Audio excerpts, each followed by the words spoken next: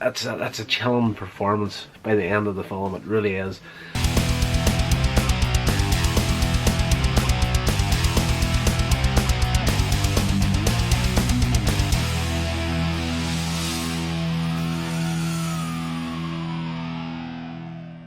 Hey guys, welcome along to Here's Rodder's Reviews, the show that loves all things entertainment and shares that love with you. I am your host, Rodney Stewart. Now we're going to get back into the Hammer collection with this gem from 1965, The Nanny. Now this is a slow burn and very, very good at misdirecting you to keep you guessing right up to almost the end of the film. It stars Bette Davis along with Wendy Craig, Jill Bennett, James Villiers, William Dix as Joey Fane, the small child in the film that's spent 2 years in a correctional institute, having been blamed for the death of his younger sister in a drowning accident in the bathtub in their home.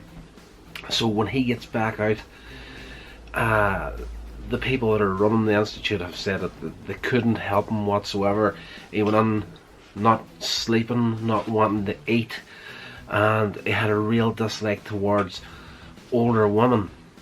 So when he came back out, Bette Davis as the nanny takes an instant dislike to her, and throughout the film she is the picture of the perfect nanny, and she's been in service of the family for years. She looked after the kid's mother and sister as when they were children, so you know she's been entwined into this family for a heck of a long time. But throughout the movie there's different times where the nanny is trying to get through to the son, and he's forever going against her, and things start going wrong in the family home, and the child is getting the blame for it again, as in, you know, he hasn't gotten over whatever put him into the institute in the first place. All we know is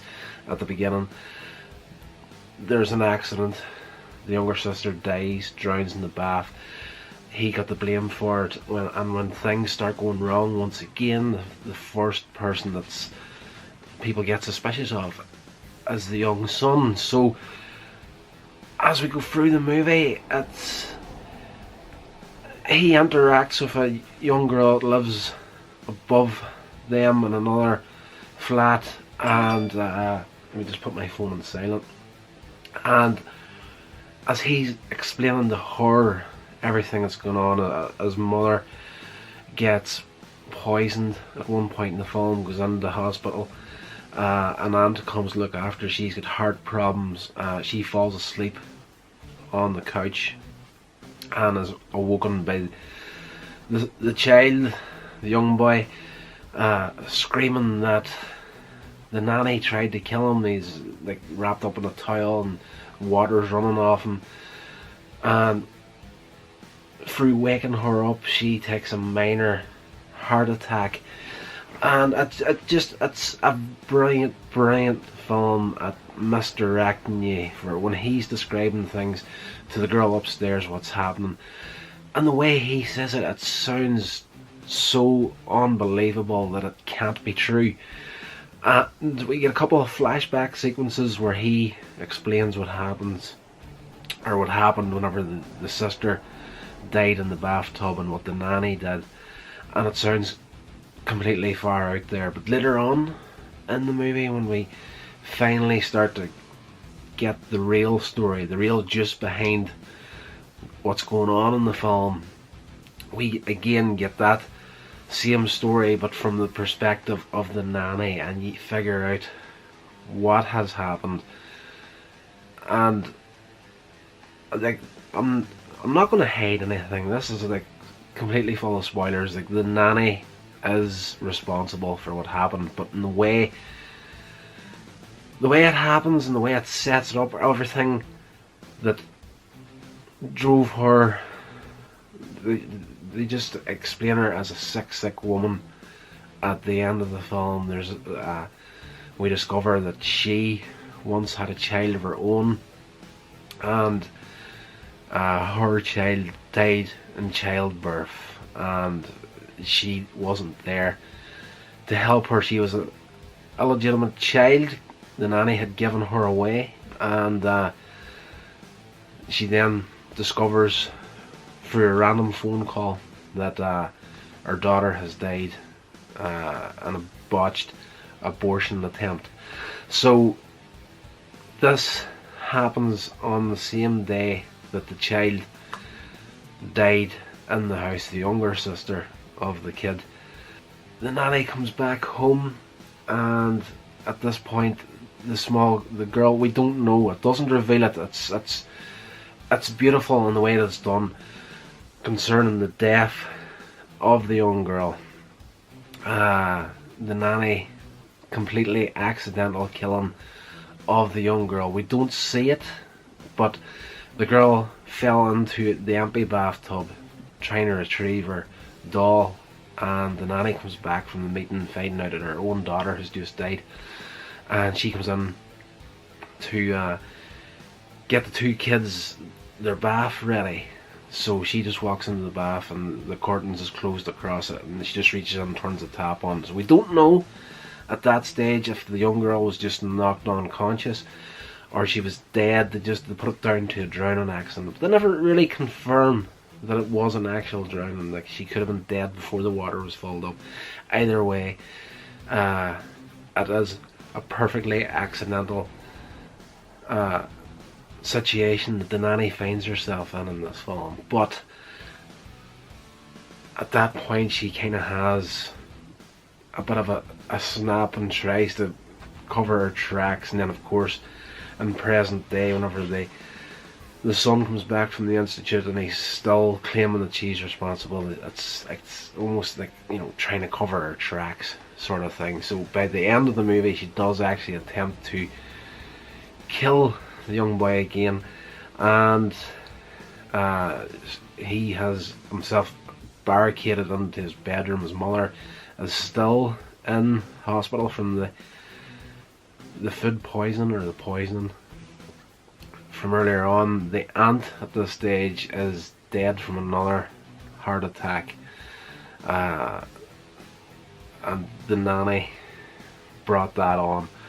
This is when we find out what happened, what actually really did happen, and the nanny refuses to give her heart medication, opens up and tells her everything about what happened with her own daughter and everything, and that's where we find out basically where the straw that broke the camel's back as far as the nanny is concerned. So by the end of the movie, the nanny has gotten into the room. Original idea is she's going to get in with a pillow and suffocate the child during the night, but he attempts to escape through the window and trips, falls, hits his head and knocks himself out. The nanny lifts him, carries him to the bathroom, throws him into the bathtub, and then she goes to hold his head underneath the water to finish him off. But then she has a flashback of the young girl who originally died floating in the water, and she freaks out, tries to get the child out and try to save him, and he wakes up, runs out of the bathroom, and the emotional snap happens where she starts bawling her eyes out, crying hard. Wonderful performance with Bette Davis in this film, absolutely fantastic, and she goes from crying sore to almost laughing maniacally. It's a chilling performance by the end of the film. It really is. So that's pretty much where the film wraps up. And you know, the child's reunited with his mother in hospital, and she knows now that he was telling the truth all along. And yes, it's just kind of where the film wraps itself up. But that's a slow burn at the start. But in saying it's been a slow burn, by no means is it a waste of time checking this film out. It is actually paced perfectly for the story that it's telling, and I found that with both She yesterday and this film. They're just old school films. It's just like, you're not going to be getting the same breakneck pace that you're normally used to in more modern films, but from 1965, you know, that's perfectly done. It's a really good film. I can't praise this one high enough. I wasn't expecting this one to be quite as good as it was. As I said yesterday when I originally was looking through the box set, like, you know the way you look at movie titles and covers and art for the movies, and something kind of jumps out at you and you're like, I really want to see this. So far in the first two films that wasn't the case with me. I was just like, oh, I can kind of leave She and The Nanny. I was kind of, part of me was thinking, oh, let's just skip over this movie and go on to the next one, because we're getting into some really good stuff after this one. But I'm really genuinely glad that I sat down to check this film out. And yes, once again, like with She, yesterday's video, these two movies alone have paid for the entire box set. I really did enjoy this film.